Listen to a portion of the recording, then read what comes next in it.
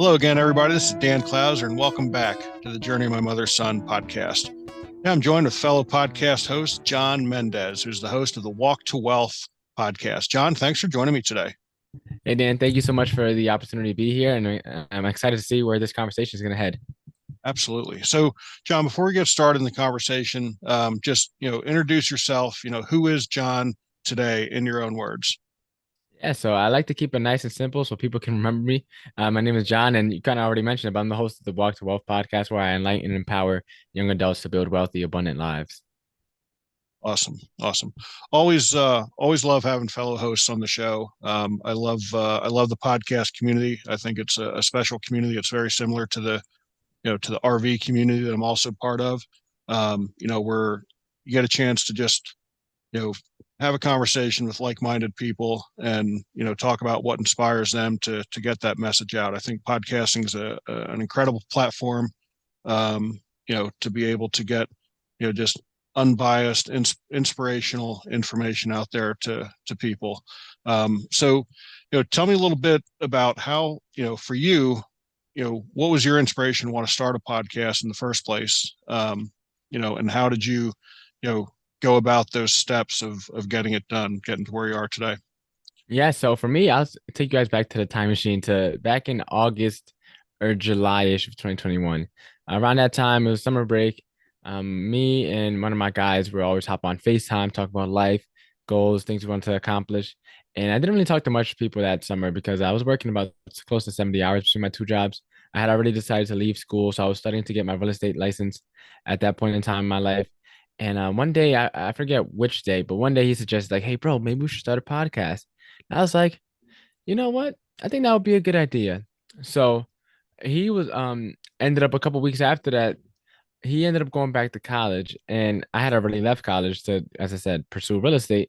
So he was like, "Hey, John, I don't think our schedules are gonna match up, between all my classes and everything I got going on. I don't think I'm gonna be able to do it."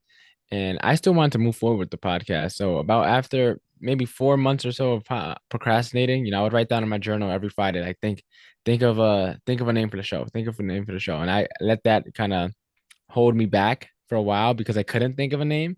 And I finally came with the name Walk to Wealth. And the whole meaning behind the name is, for the 99% of us that aren't overnight sensations, the journey to wealth is a long walk. And some may walk faster than others, but what good is sprinting to the finish line if you pass out when you cross it?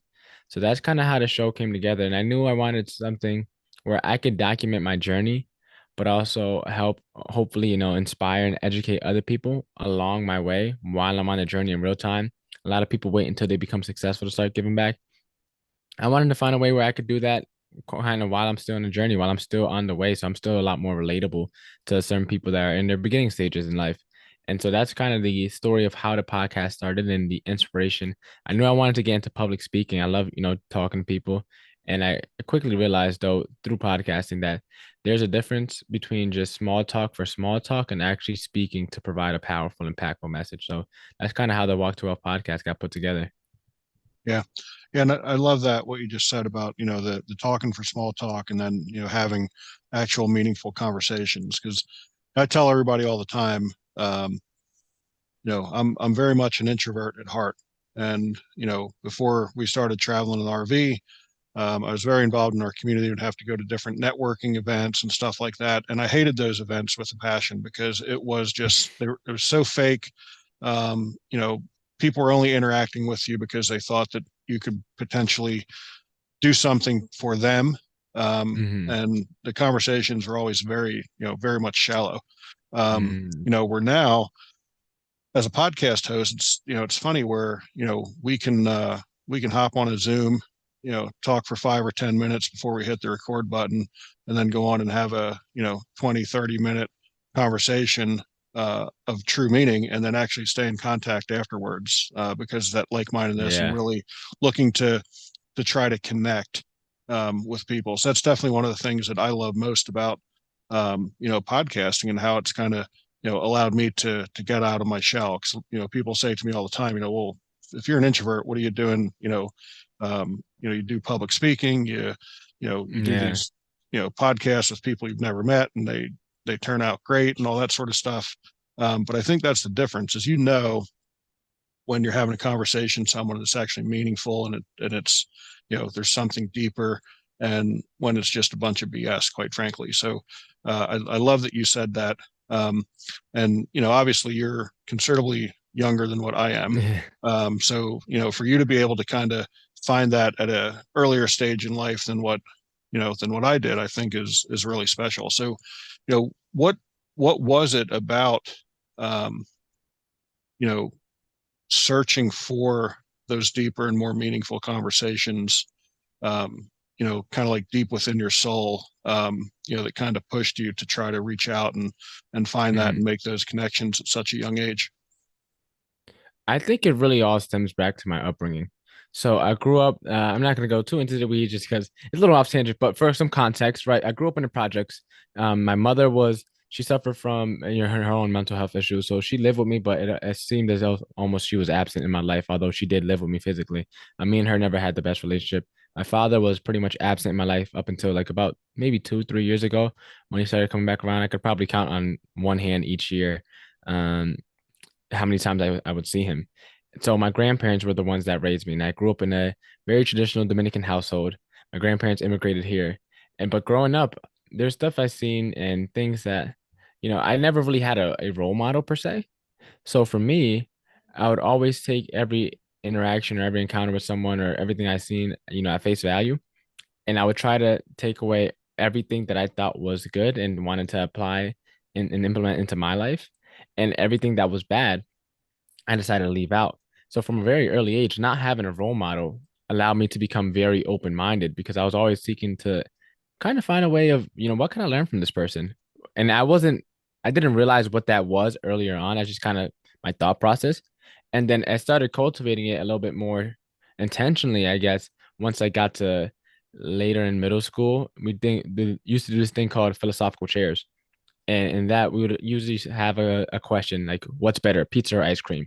And then the class would divide and, go back and forth and debate a little bit. And I used to, when the philosophical chairs came around, sometimes go against my own answer because the other side had less people. And so I would intentionally put myself in the other side's shoes so I could argue their viewpoint. And as I started to get older, I started to realize that I genuinely enjoy gaining new perspective. I love seeing the other side of things.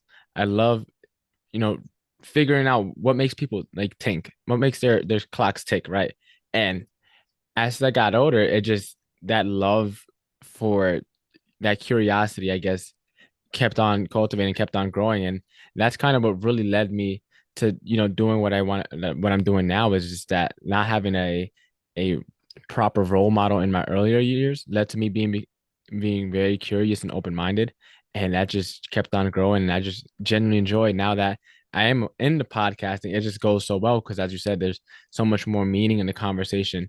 And I used to be able to do small talk. I'm still am if I need be, but it's like there's something in me now. Whereas like before, it was more so I actually used to engage in small talk because I kind of enjoyed it still being a little bit younger. But now as I'm starting to see different things, I know that the path that I'm on is a path less traveled by, especially by people my age. So it's like a lot of the small talk conversations now aren't serving me anymore. It serves the person I used to be, not the person I'm becoming.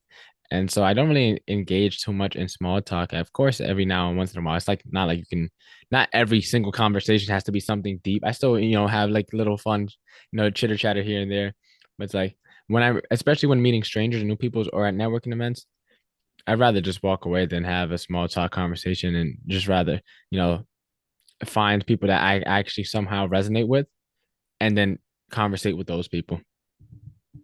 Yeah, and that is special, and it's definitely a gift that, at your age, 'cause there's a lot of people within your generation who, not only are they uncomfortable with, deep, meaningful conversation, they're uncomfortable with small talk or any type of conversation whatsoever. They think the only means of communication is through text messaging or something like that, which is really frustrating because, as human beings, we are made to connect with one another. Technology is great, but when you allow it to take over that social aspect of human connection, I think that's when it becomes a problem. I think that's something we're, starting to slowly face here as a society, is that it's more and more difficult for the younger generation to actually engage in a Hmm. any type of conversation, yet alone a meaningful conversation. And the other thing I think is really special about you is the ability to um, want to understand other perspectives. That's something that even my generation, and maybe my generation more so than your generation, has difficulty with is understanding other people's perspectives because they get so set in their own ways. And I think that's one of the reasons why we're in such a polarized climate as what we are today in society. So those are two really Yeah. special gifts that you have, and I definitely kudos for you to be able to want to explore those different perspectives and understanding of them, and then also to want to actually engage in conversations. And that's one of the things with us traveling that we've been able to recognize is really how good people are when you actually sit down and take the time to have a conversation with them and learn and understand where they're coming from and understanding their perspective. So that's very special for sure. So I actually got an interesting point there, right? You mentioned how good people are, but then also to take the time to realize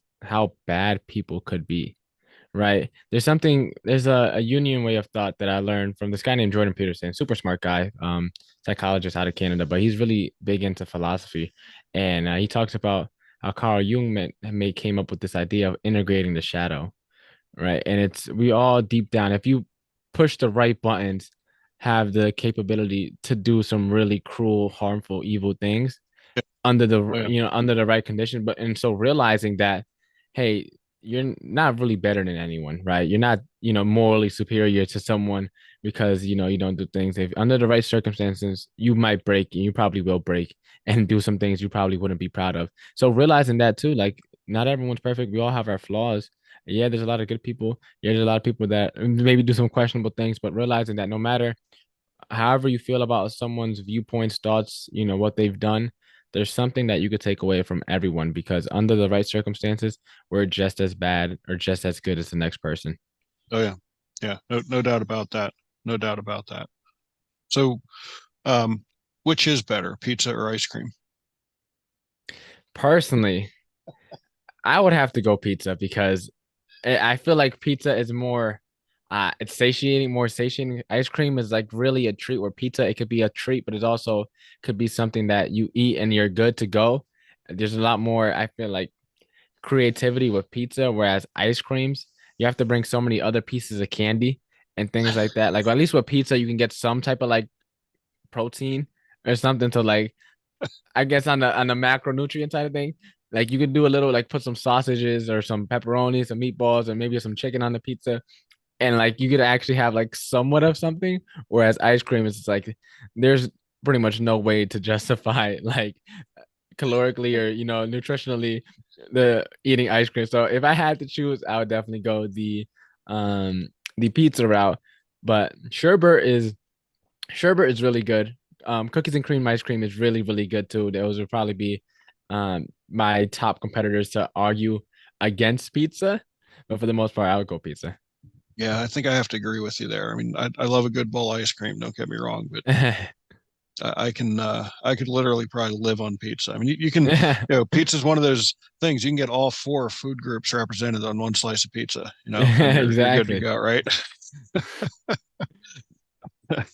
So let's shift gears a little bit. Um, you'd mentioned you were leaving college to get into real estate, which is what you're doing well, Yeah. now in addition to the podcast. So um, what what was it that wanted to get off that? And society tells you to do the whole college thing, put yourself in a huge amount of debt, and then you just get on this hamster wheel and kind of keep spinning until you die. Um, so, Yeah. at what point did you decide? You know what? I don't want to be on that particular hamster wheel. I want to look at some different avenues. And what made you choose real estate? Yeah. So for me, I in before I went to school, so I got into 13 colleges. I had pretty good grades in high school, pretty good SAT score as well. So getting into school was the easy part. But already in high school, I knew that getting an education for college isn't the reason why you should go to college. I already knew that. So the only reasons I went to college were to network and learn how to live my own. Those were the only two reasons I went. So I graduated 2019, started that fall, and it was around, what was it, March 2020? I remember spring break, and me and a couple of my friends, we had one last get together, and we all made a bet, like, are we gonna come back? Because that's when COVID first, like, kind of like snuck into the news, and it was like, yeah, we'll be back. And then my other couple of friends were like, nah, we're not gonna be back. And so just like that, boom, college went to completely virtual. And my two reasons for staying, well, going to school were instantly out the window. So I couldn't learn how to live on my own because I'm taking online classes from my bedroom and I already live here, so there's no value there. And then I can't learn how to network because I'm in a 300-person Zoom call, and every single person besides the professor has their cameras off. And especially, I was in early morning classes, so a lot of people would just wake up, log into Zoom, and go back to bed. And you can't, check them. You can't force people to turn their cameras on. So, and on top of that, to make everything worse, add fuel to the fire, right? I was already in general education courses, which weren't teaching me pretty much of anything that I actually needed for what I wanted to do. So like those three around kind of combined together, and around November, I think in November of 2021, that's when I or November 2020, that's when I read Rich Dad Poor Dad. And that shifted my perspective enough to realize that there's another way of viewing the world out there that I wasn't being taught, not only in my home, but not in school, not in any of my conversations, not in anywhere that I've been previous to that. So I kind of jumped down the personal finance rabbit hole. I started learning up, how to build my credit, how to invest in index funds, just how to budget, what's a good bank to use, what's not a good bank to use, savings banks, you know, uh, a bunch of different things and diving into that rabbit hole. Once I got back that spring semester of early 2021, it's like I had seen the light and I couldn't unsee it anymore. The light was there. There was another path out there. And it's like now I'm in my classes. And I'm just like, well, I can't act like this is not here. And with real estate, I mentioned earlier I wanted to get into public speaking. Don't really know why, but I like speaking, so probably that's why. And I knew that I have to become credible in some regard, in some way, shape, or form, in some avenue of life. If at least I thought, before someone could find me credible enough to speak. And so I was like, I wanted to get into real estate investing. I won't go down that rabbit hole because that's a whole nother story. And I was like, okay, I can't do the real estate investing. I already like real estate. Why not just, get my real estate agent license and I just become an agent? I can make good money and I could use that money to get back into real estate investing. So that's kind of how I started on the real estate route. And so around that time, I think it was February 2021, I signed up for Real Estate University, which is here in Connecticut. And I stopped showing up to my college classes and I never looked back after that. Yeah, that's cool. And again, really, hats off to you to be able to, take a step back and look at the course you were on and be able to say, you know what, I know this is the course that everybody's, telling me I should be on. Yeah. But I want to explore this other course. And again, I think that's just something that young people nowadays, you know, really struggle with, because all through high school, your teachers, your guidance counselor are all saying, go get that 4-year degree. And that's not always the route to take. Yeah. I'm a strong proponent in exploring different routes, potentially taking a gap year between high school and college, because I don't think that anybody at the age of 17 or 18 knows what they want to do for the rest of their life. So, Yeah. you know, get get out there and find out what the world has to offer. Take a year off and then maybe go to college. You have a little bit better perspective, a little bit more experience under your belt, understanding you know what really is out there to offer. So really, kudos to you for being able to um, see that Yeah. difference. And Yeah. I think it's amazing for someone who really didn't have as you said, that role model in your life, that you were able to adjust and be able to find other mentors. Because a lot of times people in that situation will use that. They'll want to play the victim, and they'll Yeah. say, oh well, look, I didn't have this growing up. I didn't have this type of role model. I didn't have a father figure. I didn't have a mother figure. I didn't have whatever it was. You fill in the blank, but that's their victim, and they just keep that victim mentality throughout really their entire lives in many cases. So, what was it with you where you were like, what, sure, this is what I was dealt with, but I'm I'm not going to be the victim of my circumstances. I'm going to overcome this. I'm going to find other ways, and I'm still going to be successful. Yeah, so for me, it was not looking at everyone else's cards is one of the reasons. For like growing up, like, for example, as I said, I grew up in a project. It was nine of us in a two-bedroom. There's so many different like things that I didn't have growing up. Like there was nights we would boil water just because we didn't have hot water running. Sometimes just to take a bath. Like it was pretty bad, but to me, that was just life, right? That was just what it was. So I didn't think nothing of it. I didn't realize that till later on. Like, yeah, we probably missed out on some things, but I didn't say, oh, I missed out on blah blah blah and XYZ. And so for me, growing up, not looking at anyone else's cars, that helped me, not compare myself. They say comparison is the thief of all joy, right? And it's true because anyone that starts comparing starts to realize, like, starts to ask the next question is like, okay, they have that. Then the next question usually following is, why don't I? Or why wasn't I given that opportunity? So not looking at people's cars was definitely the first thing. But the second thing is that growing up, the people who grew up in the environment that I was in wasn't doing what I wanted to do. Right. And so as I started getting older, um, I always had like a good head on my shoulder. I feel like God blessed me with the gift of wisdom. And that really started to, I guess, shine in early high school. I started realizing that I feel like I was a couple years ahead of everyone. And not I was very smart as well intellectually, but in terms of just my outlook on life, it started becoming evident in high school that it was slightly a little different. And I just kept on growing and growing and to the point where then I got into like personal development. And I always grew up playing football. So that tough love, like facing adversity, overcoming it, that's just kind of something that was instilled in me through playing football. So I think that probably definitely had a role to play growing up. Football definitely builds character, it molds people into, being great men. I feel like so that definitely played a big factor in who I became and who I'm becoming. And then growing as I got into like the personal development and learning all this stuff on YouTube and reading books and podcasts, one of my favorite quotes that I've been able to pick up through my time learning and bettering myself is, "When you're born, you look like your parents. When you die, you look like your choices." And I Wow. knew I wanted to be a product of my decision and not a product of my environment. And I didn't want to be the statistics, right? So that's kind of what kind of fueled me and what kept me grounded and what kept me going. I just knew that we have the power to create everything we've ever thought of and everything we ever imagined already built within us. A lot of people let that die off. And, some people like myself, like yourself, like all the other, entrepreneurs out there, it's something that can't be turned off with anything easy. Even if you wanted to turn it off, it's something that just like kind of tugs at you. And so I was never a born entrepreneur, but I always had that, I'm a go-getter type of mentality. I like to get after things. I like to compete. I like to succeed. And so once I switched my mindset onto the topic of like entrepreneurship and money, all the traits that I already had just from, growing up playing football and even with video games like in Call of Duty, I was very competitive in that. I could have probably went semi-pro, at least in middle school. Me and my group of my friends were legit like gamers. It was, um, I guess it was a bad obsession, I guess, but we're middle schoolers, but we were actually really good. It's not like we were obsessed and sucked. Like we were really good.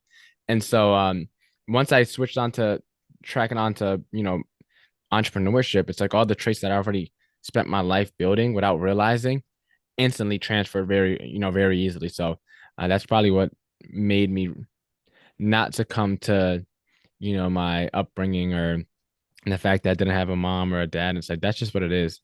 And you can Yeah. either, now what is the next question? That's just what it is. Now what? I'm going to sit here and cry or complain. Or I'm going to sit here and still make everything that I've ever, wanted to, come into this world manifest that. And I'd rather choose the latter, right? I'd rather not sit here and complain about what I don't have. I'd rather sit here and just let it's almost as if all those little hiccups and trials and tribulations, I guess, that's just more flavor to the story of my life.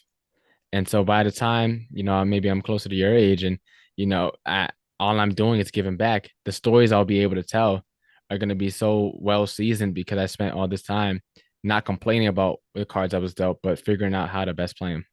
Yeah. Yeah. I love that. I want to circle back to one other thing when you talked about, football. I come from a sports background, ran a youth nonprofit sports organization for 30 years before we started traveling. So I fully understand the benefits of being part of a team and, how that can, teach you life lessons and, parlay into adulthood. for sure. So, you know, that that team component of being on the football field for you, um, how did that help, um, really fill the void of what was missing as far as from your parents and at home? What did Yeah. the team atmosphere bring to you, to help fill those other voids at home? Yeah, this might catch you a little by surprise, but one of the biggest things that football has helped me with is to grow emotionally. As I said, I was always very intelligent, I was very wise, but emotionally, I was very immature. And not in a way where like I threw tantrums, but in the opposite, where I would close off quicker than needed. And I started looking into personality style. So my personality style is avoidant, well, at least was the avoidant dismissive. I was so used to people leaving my life that at any instant, I would always cut people off and detach myself from certain people because I was scared. And I was always, in the back of my mind, I felt like everybody was going to leave me. So I was never ever truly able to experience life in my early teenage years because I had this, I thought this ego, this little bravado, like, hey, you can't. My nickname used to be Trill Johnny. I was like, I'm Trill Johnny, man. No one can hurt me, nothing can phase me. I'll cut off the whole world if I need to. And I had this kind of like this bravado and ego. And football was the first thing. I feel like with basketball, probably too with baseball and all these other sports, you can get away with having one stud on your team, right? But when it comes to football, there's 10 other guys. If one of them guys isn't doing what they're doing, they will exploit that and it's over, right? So with football, it taught me to be vulnerable. It taught me really to put my trust into other people because I knew I couldn't be everywhere at once, especially too. I'm relatively speaking, I'm not, I don't have top line speed. So even if I wanted to be everywhere at once, I don't got the speed to do that. Right. So it's like football definitely allowed me to trust others, people. It allowed me to be able to feel sad when we lost. It allowed me to cry. I'd say, and I'm not much of a crier, but out of probably the past 7 or 8 times I cried, um, I think like five of them was from football. And I rarely ever shed tears, but majority allowed me to be angry, to experience the whole spectrum of emotions, just going through practices, playing these games and things like that. And that's something, an area of my life where I was very underdeveloped. As I said, I was very smart, I was very wise, but emotionally, I would just cut people off. So I never really felt much. I was almost living a surface level life at, growing up in my early teenage years because I was just trying to defend myself. I was trying to shield myself from ever being hurt. And playing football, it allowed me to kind of break free from that. And also it allowed me to instill, work ethic. It allowed me to instill, the power of what people can do in a community. And so, and on top of that, all my best memories come from football. Like I have a photo wall over here. You can't see it, but a lot of the photos that are on this wall are from football. I got a couple of my plaques on my left side. And so it definitely was an amazing experience. And one of the biggest things that it taught me, it was like how to grow emotionally. Yeah, that's awesome. That's awesome. John, is there anything that we didn't cover that you'd like to talk about, that you think would be valuable to our listeners? Yeah, and I think this would be super valuable. We didn't touch upon it at all, but it's called this concept called ikigai, and you might be familiar with it. But I think it goes very well with the title of your show, being that journey is a part of it. And so, ikigai stands for your reason for being, and it's a Japanese concept, and the people and that live in the area that this originates from have the longest life expectancy in the world. And so it pretty much is the intersection of four circles, the four circles being the first is what you love to do, meaning what would you do for the rest of your life if no one paid you? What the world needs, what you can be rewarded for, and what you're good at. Or when I'm talking to people closer to my age, is what do you have the aptitude to be good at? Because a lot of times we haven't really fully developed the skills, but we have natural, you know, aptitudes to certain things. For example, speaking. I genuinely like to speak. I'm more of an extrovert myself. So, the podcasting thing is something that just fell right into it because I really like talking.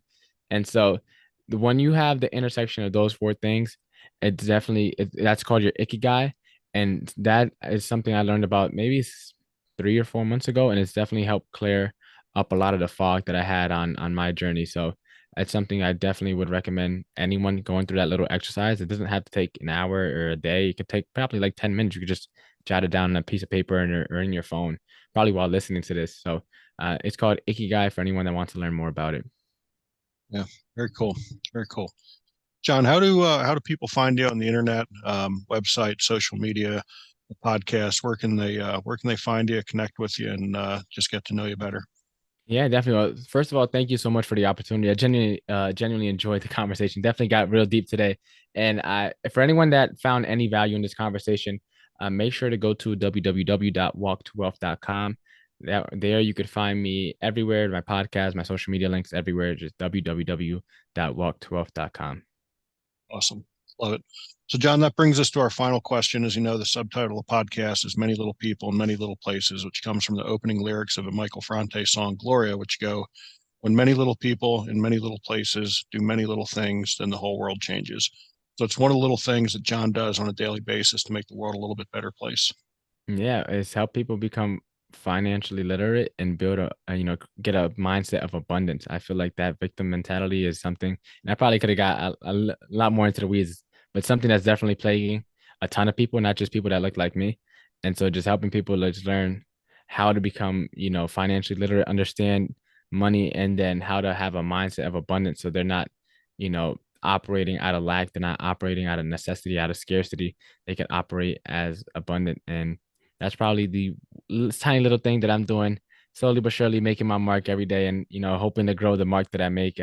But just being okay and trusting that I'm on the right path and enjoying the journey in the process. Awesome. Love that. Love that. Folks, thanks for stopping by, and be sure to check out my other podcasts and blogs at journeymymotherson.com or danclouser.com. While you're there, pick up a copy of one of my books, Journey My Mother's Son, Volume 1, or The Beauty of a Diamond Through the Eyes of a Coach. And be on the lookout for our Golden Retriever's upcoming book here, Four Paws and Six Wheels Across America. The Adventures of Eucalyptus the Golden Retriever. That should be out soon. So be sure to check the website out for release dates on that and pre-sales. And again, John, really appreciate you taking the time. Thanks a lot. I really enjoyed the conversation. Thanks again. It was a pleasure. Bet.